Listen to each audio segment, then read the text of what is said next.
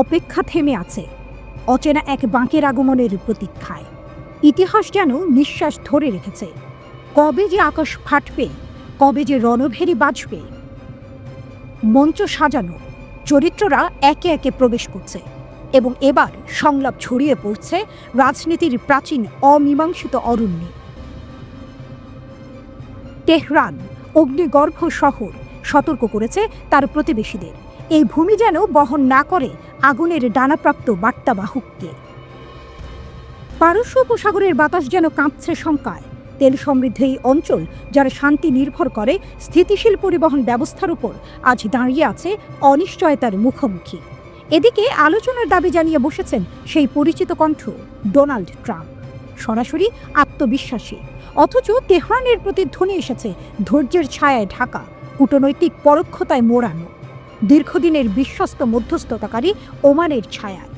তারা আলোচনা টেবিলে ফিরতে চায়, তবে প্রতিপক্ষের চক্ষু রক্তবর্ণ না হলে।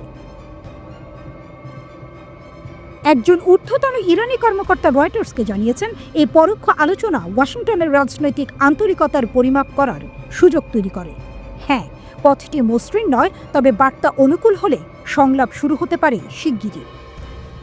তেহরানের আরেক মুখপাত্র স্পষ্ট করে দিয়েছেন, ইরাক, কুয়েত, সংযুক্ত আরব আমিরাত, কাতার, তুরস্ক এবং বাহরাইন, এই রাষ্ট্রগুলো যদি মার্কিন বাহিনীকে তাদের আকাশসীমা বা মাটি ব্যবহার করতে দেয়, তবে তারা ইরানের চোখে পরিণত হবে শত্রুতে।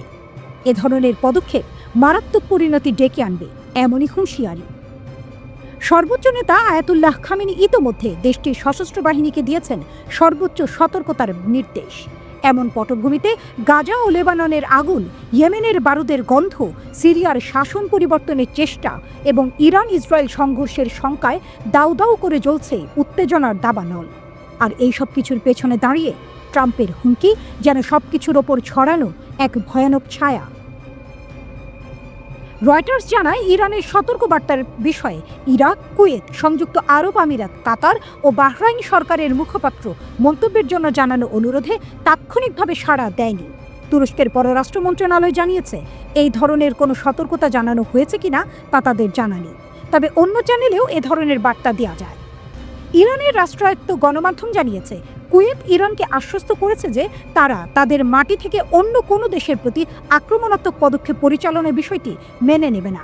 ইরানের মিত্র রাশিয়া বৃহস্পতিবার বলেছে, ইরানের বিরুদ্ধে যুক্তরাষ্ট্রের সামরিক হামলার হুমকি অগ্রহণযোগ্য। পরদিন শুক্রবার তারা উভয় পক্ষকে সংযত থাকার আহ্বান জানায়।